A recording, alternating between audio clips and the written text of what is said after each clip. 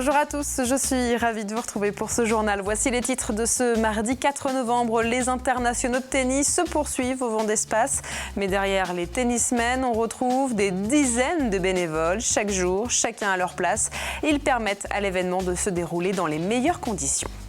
Les agriculteurs en ont plus qu'assez. Demain, ils descendront d'ailleurs à nouveau dans les rues. Ces professionnels dénoncent les contraintes qui s'accumulent toujours plus dans leur métier. Témoignage donc dans quelques minutes.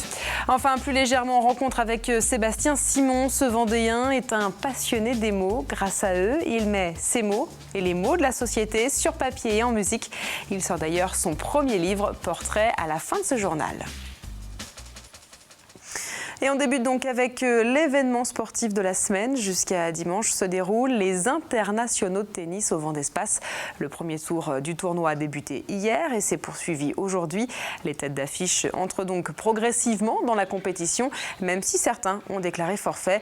Mais au-delà de ces sportifs, ce sont des dizaines de bénévoles qui gravitent autour de ce rendez-vous international. Benfine Ledu a d'ailleurs rencontré quelques-uns d'entre eux. Vous n'avez pas votre badge ? Non, pas encore, on vient d'arriver hier soir. Donc... Il en faut 3 donc. Éléonore, Caroline et Gaëtan ont en charge le Player Desk, autrement dit l'espace joueur. De l'hébergement au transport, en passant par la réservation des cours de tennis, ces bénévoles sont en contact direct avec les joueurs. Toute la journée, ils viennent quand ils ont des demandes, s'ils ont besoin de quelque chose, parce qu'au niveau de leurs espaces, ils ont... des besoins, enfin, on les équipe, s'ils ont besoin de fruits, d'eau et qu'ils peuvent manquer ça au niveau des espaces, on est là aussi pour recharger, pour que voilà, ils manquent de rien.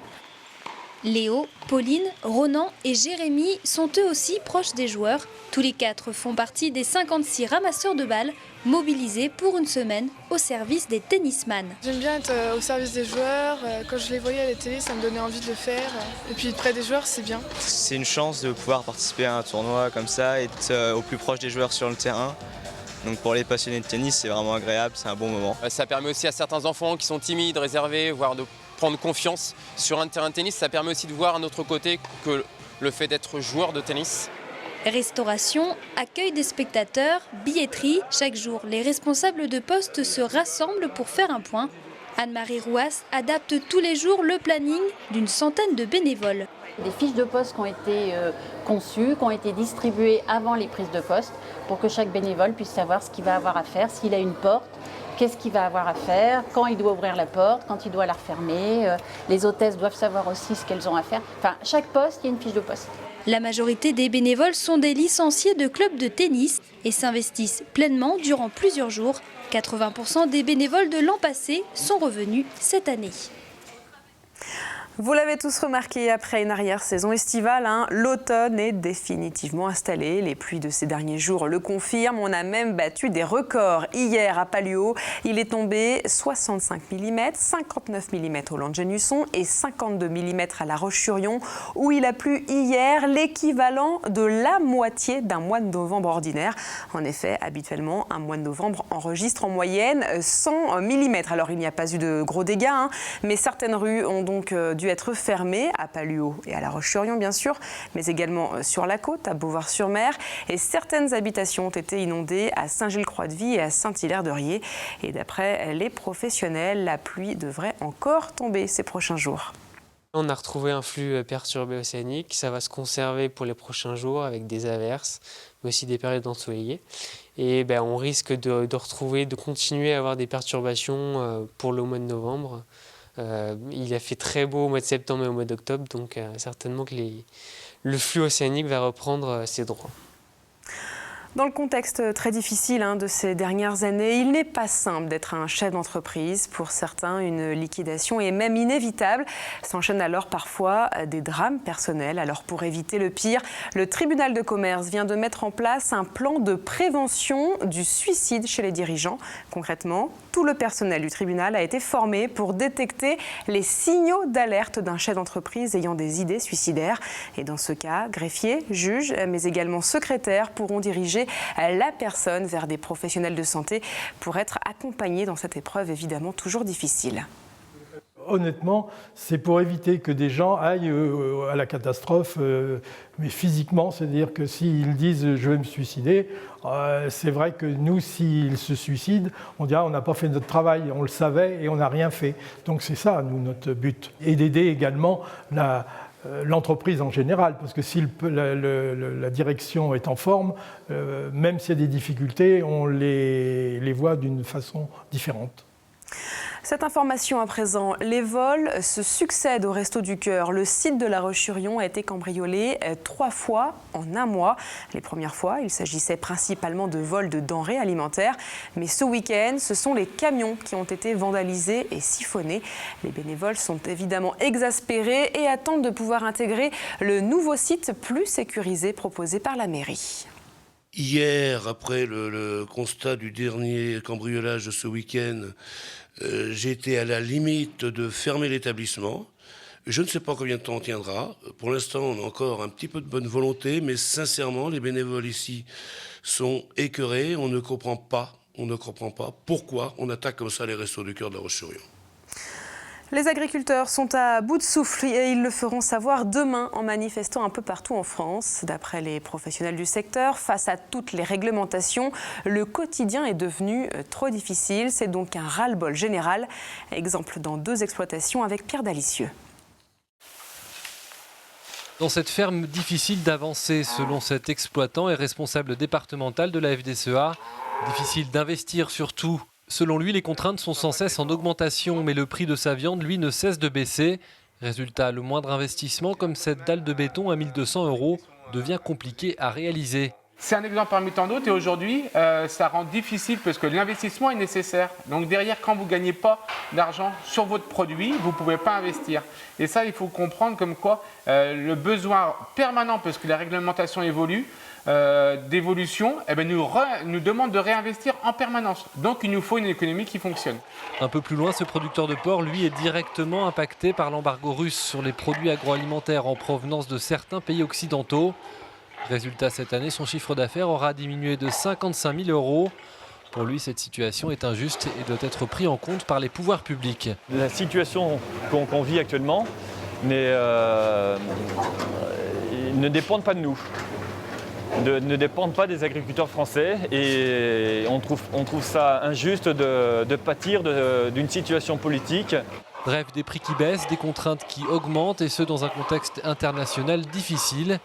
Face à cette situation, les agriculteurs voudraient au moins se sentir soutenus et demandent l'application du Made in France. On ne peut pas demander des choses et consommer l'inverse. On a aujourd'hui des critères environnementaux, sociaux en France qui sont d'une ampleur très importante par rapport à beaucoup de pays.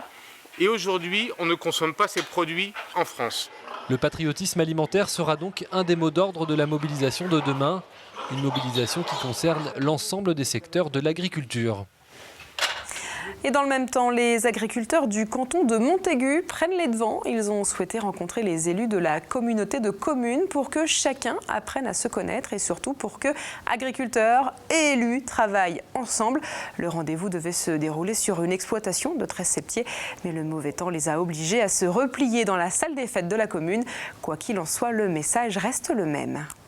On n'a pas de proposition concrète à faire. On travaille avec pour leur dire qu'on existe, qu'il y a des exploitants qui sont là, que s'ils veulent faire une zone artisanale, il y a peut-être des endroits qui sont préférables que d'autres et que si on travaille ensemble au départ, ça sera plus facile de les mettre là où tout le monde est d'accord plutôt que d'imposer aux gens. L'idéal déjà, c'est que la Comcom sache qu'il y a des outils qui existent pour acheter des aliments de proximité. Ça se développe de plus en plus, donc il y a des structures qui se mettent en place pour éviter d'aller acheter des produits un peu loin. Il n'est pas toujours simple d'être parent. À Olonne-sur-Mer, la commune propose donc un soutien au travers d'une opération baptisée l'école des parents. Concrètement, durant l'année, 4 conférences seront donc proposées. Les thèmes de cette 3e édition ont été présentés il y a quelques jours. Alors au programme de novembre à mars 2015, le sommeil, le mal-être et la sexualité de votre ado ou encore la gestion de la violence et du respect. Et ces réunions organisées depuis 2 ans au centre de loisirs répondent à une réelle demande. On est dans une société qui bouge, qui va très vite et quelquefois les parents sont un peu démunis devant leurs enfants. Et c'est interactif, hein. Il y a la conférence et après les parents peuvent poser les questions plus ou moins, quand c'est en public, forcément plus ou moins privé, mais plus ou moins personnel. Et précisons que ces conférences sont gratuites et sans inscription. Les parents peuvent même venir avec leurs jeunes enfants puisqu'une garderie est proposée par les animateurs du centre de loisirs de la commune. À Saint-Gilles-Croix-de-Vie, à présent, la commune devient le symbole de la défense des océans. À partir de samedi et durant 6 mois, un bateau va s'accoster au port, mais pas n'importe lequel. L'opération a d'ailleurs été présentée ce mardi. Il s'agit donc du bateau de l'ONG Sea Shepherd, une organisation internationale qui lutte pour la survie des créatures marines, comme par exemple la chasse, qui lutte contre la chasse aux baleines. À bord, le public et les écoles pourront en savoir plus sur la préservation du monde marin. Le bateau arrivera donc vers 15h samedi à Saint-Gilles-Croix-de-Vie et pour l'occasion, de nombreuses animations seront proposées au grand public. Et précisons que cette sensibilisation sera proposée par le skipper Jean-Yves Terlin. Jean-Yves Terlin était un des pionniers puisqu'il a fait le premier Vendée Globe en 1989. Et donc il défend la cause de Sea Shepherd, qui est une ONG maritime qui s'occupe de la protection des grands mammifères marins, en particulier dauphins, baleines, et qui parle aussi beaucoup d'environnement maritime. Donc pour un port comme Saint-Gilles, c'est intéressant parce que Sea Shepherd a la même façon de travailler que nos marins, c'est-à-dire la lutte contre la pêche industrielle et la défense de la pêche artisanale. Donc il ne pouvait pas trouver un meilleur port que le nôtre. Et précisons qu'un compte a été créé sur les réseaux sociaux et qu'il enregistre déjà plus de 1200 membres. Pour en savoir plus sur l'opération, vous pouvez donc vous rendre sur ce compte. Et certains ont déjà peut-être découvert le bateau de Sea Shepherd puisqu'il était accosté au Sable d'Olonne lors du dernier Vendée Globe. On part en plein milieu de l'Atlantique à présent pour la route du Rhum et décidément c'est l'hécatombe. Les abandons se succèdent. Aujourd'hui, c'est au tour du bateau de l'entreprise vendéenne PRB avec Vincent Rioux de stopper sa route vers la Guadeloupe. La structure du bateau a été endommagée. Ce mardi après-midi, le skipper a donc décidé de faire demi-tour et de rentrer à Port-la-Forêt en Bretagne, là où se trouve le centre d'entraînement de nombreux skippers. Ils sont donc 3 représentants de la Vendée à avoir arrêté leur course. Vincent Rioux donc, Thomas Coville et Arnaud Boissière. Et ce mardi, Arnaud Boissière a d'ailleurs lui aussi rejoint le port des Sables d'Olonne. Vous le voyez sur ces images de Jean-Marie Bidot. Il est arrivé en milieu de journée. On l'écoute. Avant que ça devienne plus grave, je préférais rentrer pour limiter la casse. J'ai pas mal de petites choses qui ont cassé dès la première nuit. Drisse de voile d'avant, j'ai la cale de pied de mât qui s'est barrée aussi, donc le mât il bougeait tout seul. Donc pour éviter une catastrophe plus importante, je préférais rentrer. Ce qui est dur, c'est qu'il y a beaucoup de gens qui m'ont donné beaucoup de coups de main, il y a beaucoup d'entraide autour de mon projet et que finalement que je rentre rapidement, mais c'est ça qui est le plus dur. Après le reste des courses, j'en ferai d'autres, hein, c'est pas très grave. Et la course se poursuit. Il reste encore un bateau et 2 skippers vendéens. Et pour le moment, tout va bien pour l'entreprise vendéenne Maître Coq qui pointe à la 2e place du classement IMOCA. Le skipper sablais Alessandro Di Benedetto s'installe lui pour le moment à la 6e place. Quant au skipper Lionel Régnier, il pointe à la 18e place, mais dans la catégorie classe 40. Souhaitons donc bon courage à nos Vendéens encore en course. Et on va terminer en douceur, loin des conditions difficiles de nos skippers, puisqu'on va rencontrer un artiste qui joue avec les mots et qui les met en musique. Sébastien Simon ne sort pas son premier disque, mais son premier livre, La Mélodie des mots. À l'intérieur, les lecteurs peuvent retrouver les textes de ses chansons, puisque ce passionné adore mettre les mots en mots. Reportage de Cyril Guillet. Vous l'avez peut-être croisé sur les trottoirs de La Roche-sur-Yon, le regard fixé sur son écran. Sébastien Simon profite du temps qu'il met pour rejoindre les cuisines du restaurant dans lequel il est chef pour écrire. Quand je vais au travail, donc je marche constamment. Et donc je prends mon portable, mon téléphone, et j'écris toutes mes pensées comme elles viennent. De retour chez lui, il assemble les idées qu'il a jetées dans son téléphone pour en faire des poèmes, des chansons ou des slams. Il s'est lancé dans cet exercice en 2010 et c'est une rupture amoureuse, comme souvent, qui fut l'élément déclencheur. C'est parti de ça, d'une rupture, mais après, Aujourd'hui, je sais que je suis libéré de ça parce que j'écris sur tout et n'importe quoi. Alors qu'avant, j'écrivais sur moi. C'était une sorte d'exutoire, quoi. En amour, tout est question de sincérité, de complicité à partager. C'est pourtant facile sur le papier, mais à chaque fois, il faut le jeter. En amour, ce qui La compte mélodie surtout, des c'est mots, chanson à écouter avec les yeux, sortie chez Eddy Livre, oscille entre poésie, chanson et slam. Une cinquantaine de textes inspirés du quotidien de son auteur qui ont parfois trouvé leur mélodie. Des textes qui abordent des thèmes universels, mais parfois un peu plus personnels. J'ai écrit un slam qui s'appelle J'écris.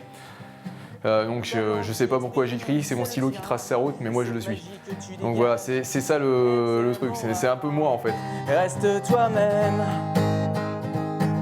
peu importe ce qu'on pense de toi.